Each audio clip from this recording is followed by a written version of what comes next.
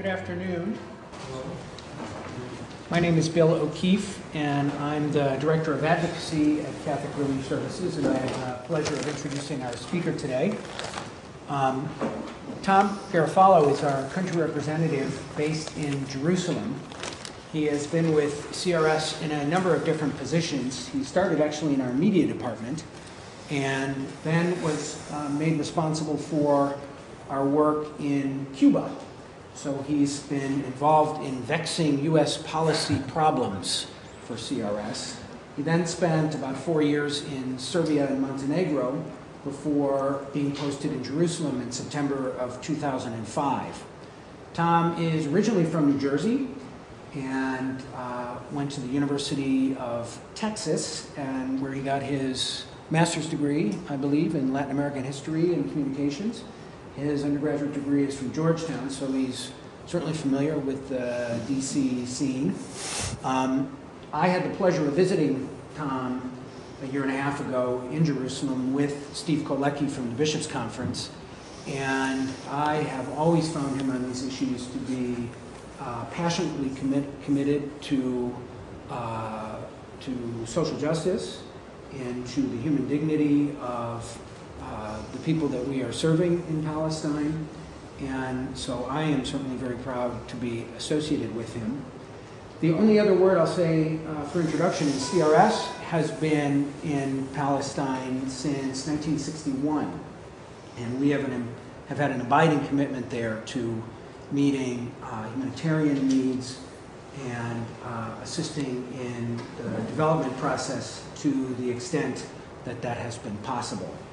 In the last couple of years, we have been especially pleased to join the U.S. Catholic Bishops' Conference in supporting their efforts at addressing some of the U.S. policy questions that are so important to any kind of sustainable solution to the situation on the ground there. So we're very pleased today to be represented by Tom, and I think Tom has some thoughts that he'd like to share about the situation on the ground and what we're doing and what we're seeing, and then I'm sure we'll be interested in engaging in discussion with you.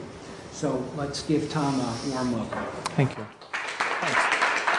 Thank you. Thanks, Bill. I feel like we should start with a hymn or something in this place, but we'll skip that. It's a real pleasure to be here. I was just listening to the introduction. It says a lot when you've worked in Cuba, Serbia, and Israel, Palestine, and you look back to Serbia as like the paradise of all work experiences. But that you all know well what I'm talking about when this is a difficult place to work. So I think this event is wonderful, and it's great to have so many committed people working on this issue. What I'll do is well, first, sort of to give you the theme of this. I know the main subject is humanitarian aid, but actually the sort of central idea of what I'll be saying is that while there is a humanitarian crisis, that what we see on the ground, not just CRS, but many of the organizations that are associated with the churches that are represented here, is that humanitarian aid has in some ways become kind of a proxy for policies that we can't pursue or won't pursue, and it's a difficult thing because you don't want to advocate against humanitarian aid because humanitarian aid is needed, but there are a lot of other things that don't make it onto the agenda and that's unfortunate. But as I said, it's not to say that it isn't a crisis. And what I'll do today, and I'll try and keep things brief. I mean, this is one of the most studied crises in the world, really. There's so much good information out there about the humanitarian indicators and the humanitarian situation. So I'll try not to dwell on those things anyway. I've never been too good at statistics in any case, but just talk a bit about the progression of the current situation that we're in and show a little bit about how it's developed and illustrate a couple of the ways that it's being dealt with on the ground by agencies like CRS and others, and try and outline a couple of different possible futures under the current state of affairs. And then maybe through that you'll get an idea of what humanitarian agencies are struggling with that are working on the ground there. So as I said, there's a lot of things you can read about the crisis, and I would really recommend, well, one in particular that I think is very good by Oxfam that you can find on their website called Poverty in Palestine, the Human Cost of the Financial Boycott.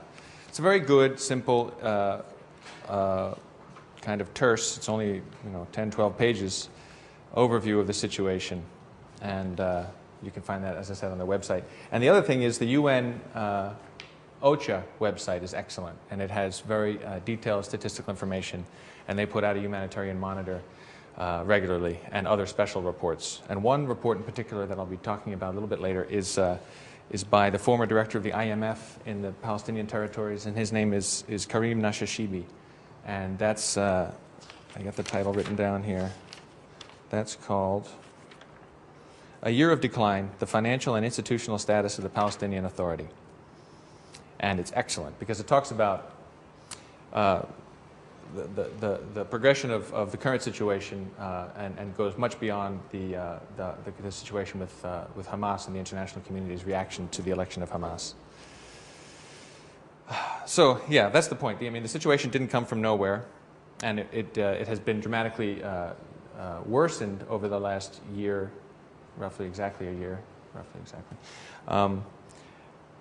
but it was something that was in progress for a while.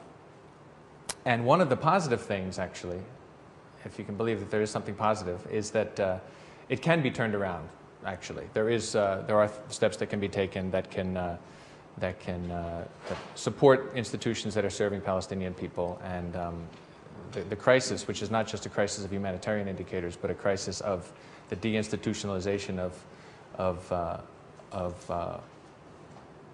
the Palestinian Authority and institutions in general in the West Bank and Gaza, if certain steps could be taken. Or we can just get more of what's going on now, and then we have to ask the question as humanitarian agencies and as churches, I think, is this enough? And what really should we be doing? I mean, should we simply continue to pursue this humanitarian angle, and to what end? And we have to ask that of our donors, I think. That's what Mr. What's his name? Danin, he asked. He said, well, we have to ask the Palestinians and the Israelis what they want, but I think we also have to ask ourselves as donor countries what we want, what we would like to see in the Palestinian territories.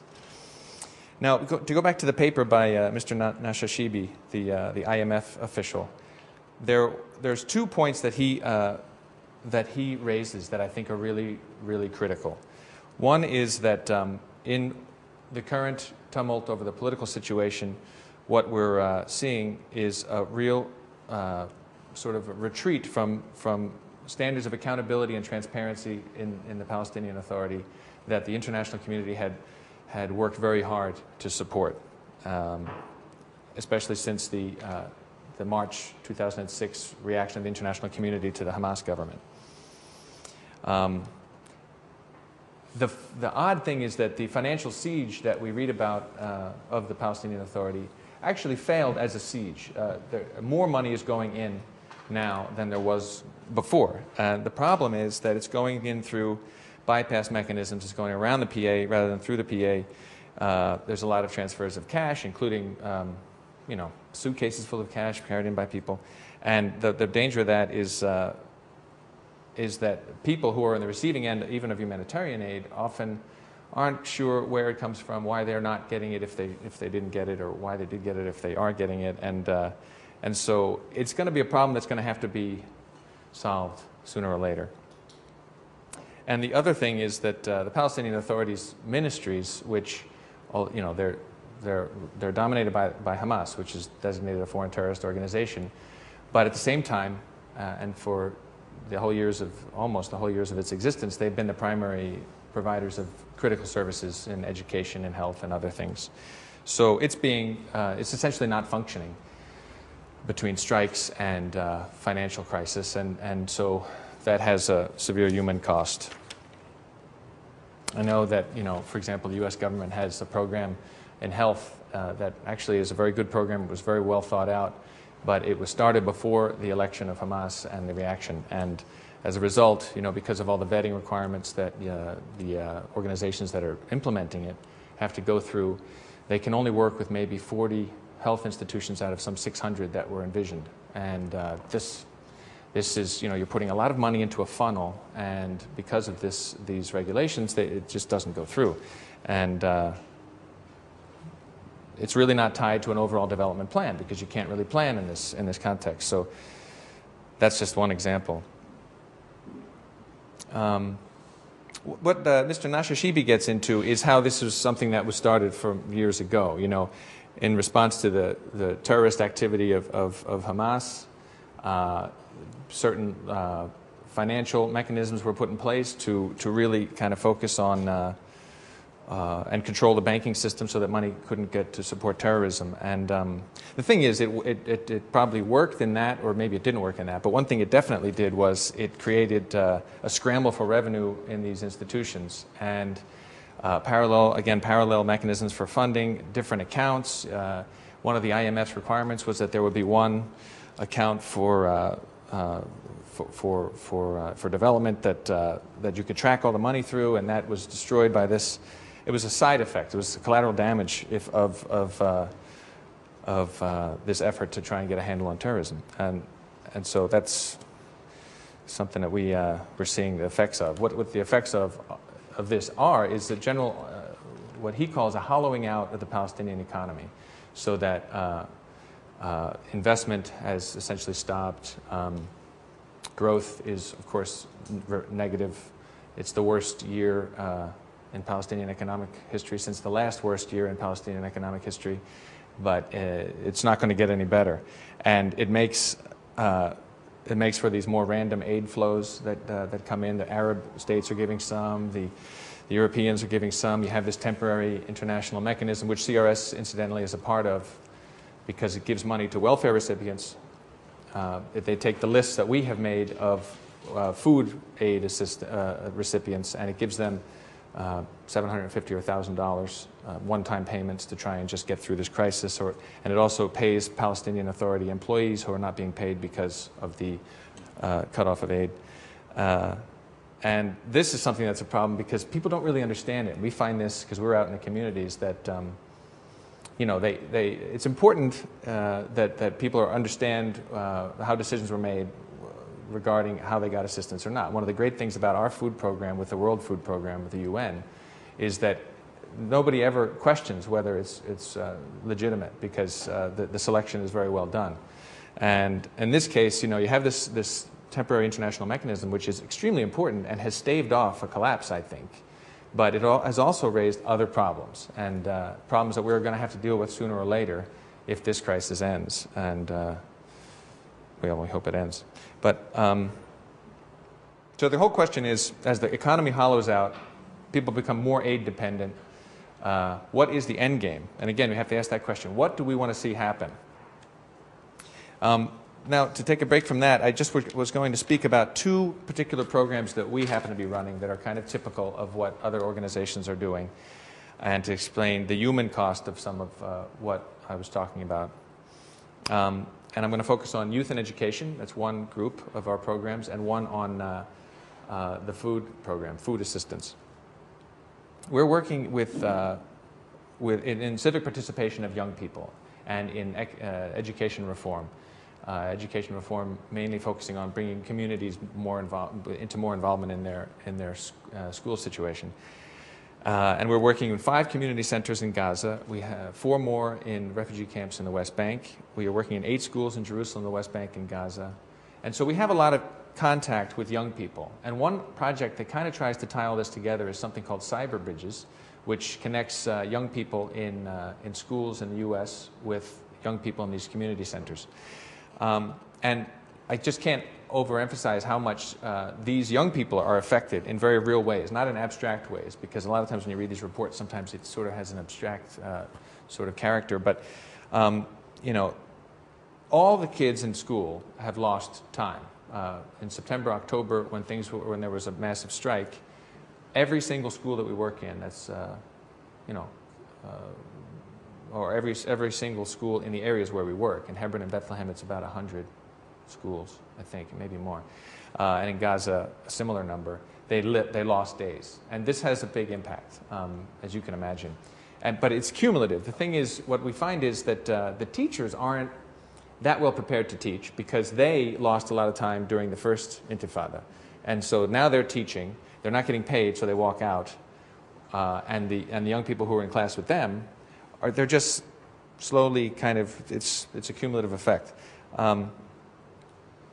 So they're less able to engage in these programs. This is particularly important when you talk about reconciliation programs. There's a lot of ideas about bringing young people together, as we do, between the U.S. and the Palestinian territories, or in Israel, which is even more difficult. But these students are less able to engage each other, or communities across town, or people of another faith, or people in Israel, or people anywhere.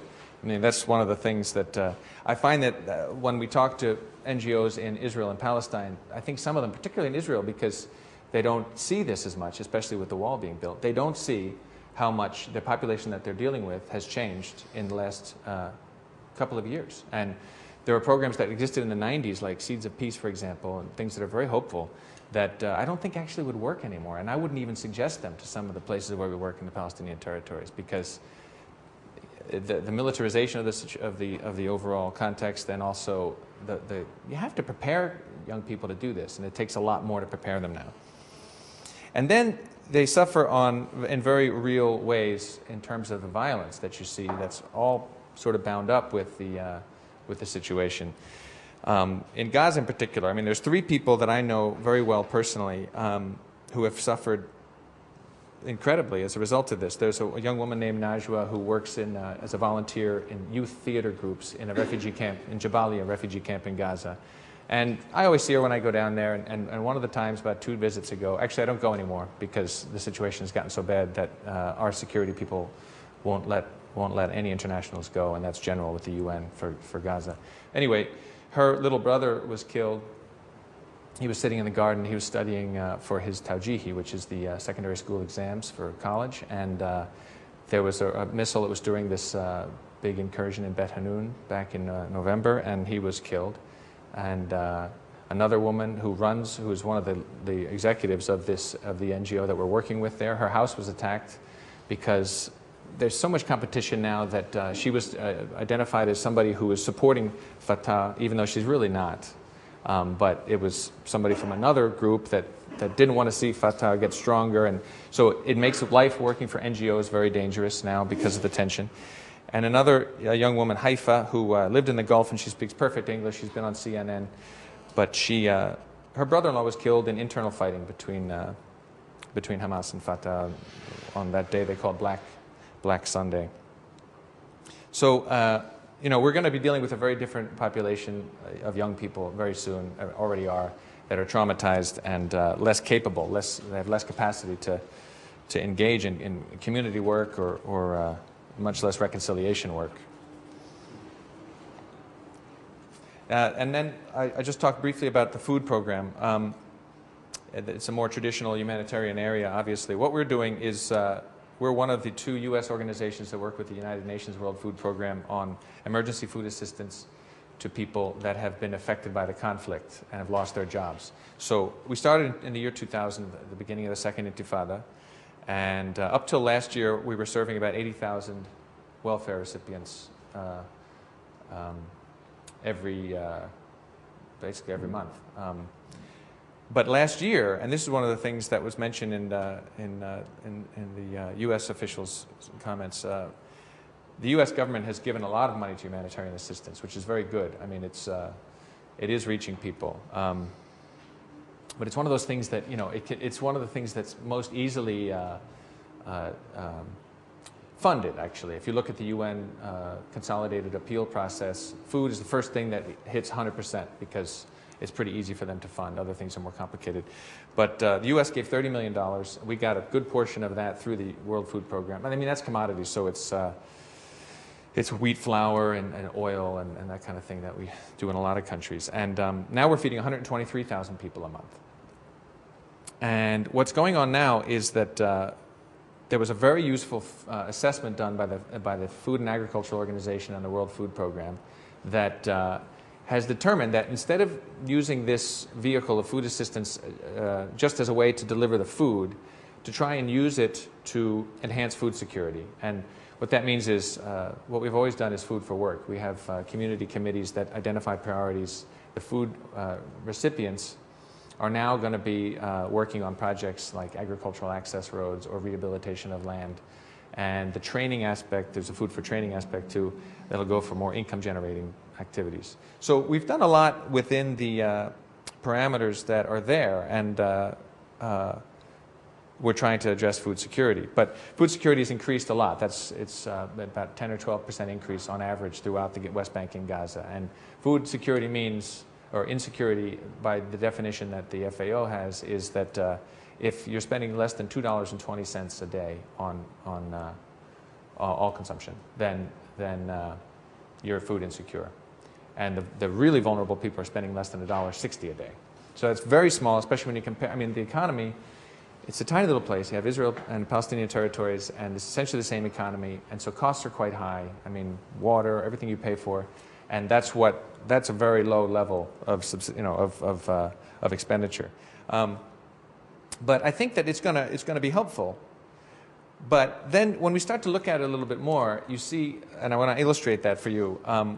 I went to the European Humanitarian Office, European Community's Humanitarian Office, because I know that they're also a big donor to the WFP, and they're trying to do food security too. So I wanted to ask them how they do it. Maybe we could do something together. This is the way development works, in these countries where, where CRS is working, where you try and bring together as many different resources to amplify the impact of your programs. And I couldn't believe how difficult it was for them. And they're working in the same areas down in the southern West Bank.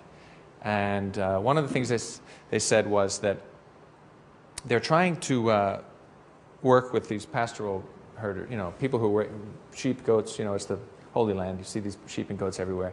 But they're really running into problems because the settlements expansion in the southern West Bank is really dramatic. And so you have these herdsmen who they can't actually say, we can't go up on that hill anymore. The settlement, they built an outpost there, and now we can't go. We get harassed, we get shot. The Israeli army won't let us go, but we still want to raise our sheep and goats.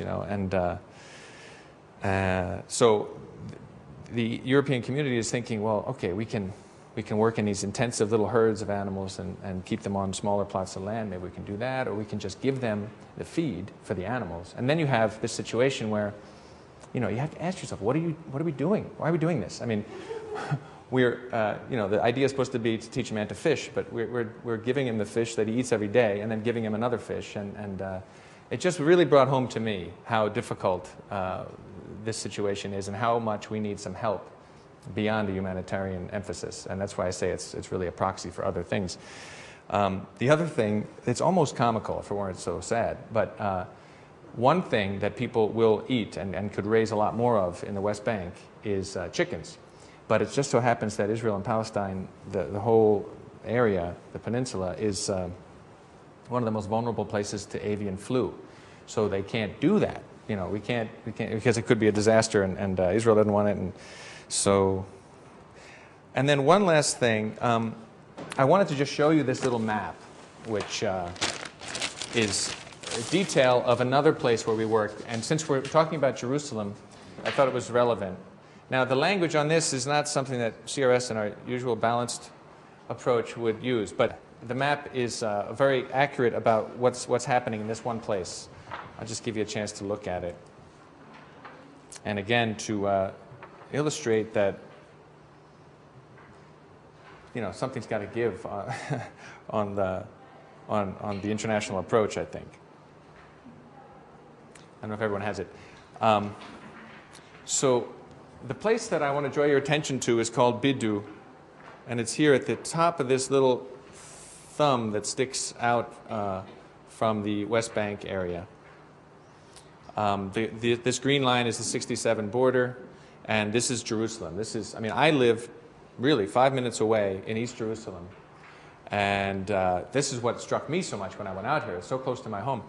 But this area, it's not really a farming community. I mean, people farm because they're Palestinians, and that's what they have always done.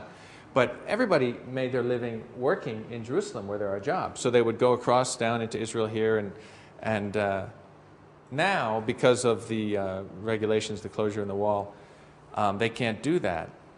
And not only that, but they have lost, in this little area between all these communities where we're working, they've lost about 15,000 dunams. A dunam is 1,000 square meters. It's 100 by 100. Is that 1,000? Yes, that's 1,000. So 15,000. Yeah, okay. Math is never a strong point.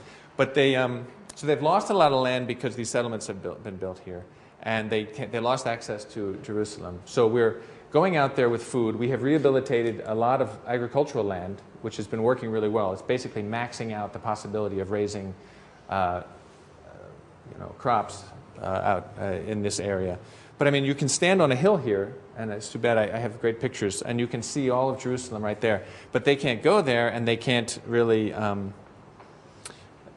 they can't access a lot of their land. So again, when I was out there, it just struck me. I mean, this cannot be the end game. We have to be able to someday establish the possibility that people can go back to a more diversified economy and not rely on these emergency measures, which is what they are. I mean, it's amazing we're able to do so much good work, and actually that's a testament to the UN, who supports us, and the U.S. government, who have been, as the people that I work with are so committed to trying to make the very restrictive regulations that we deal with as tolerable as possible. And so we're doing a lot of good stuff, but it just makes you realize that this can't be the way it stays, you know.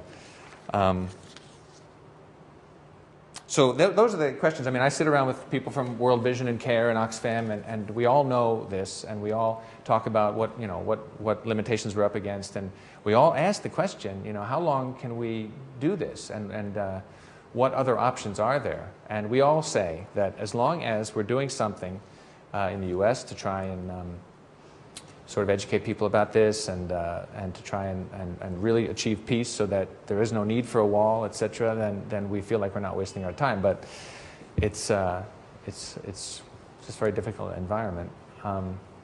That's pretty much all that I had.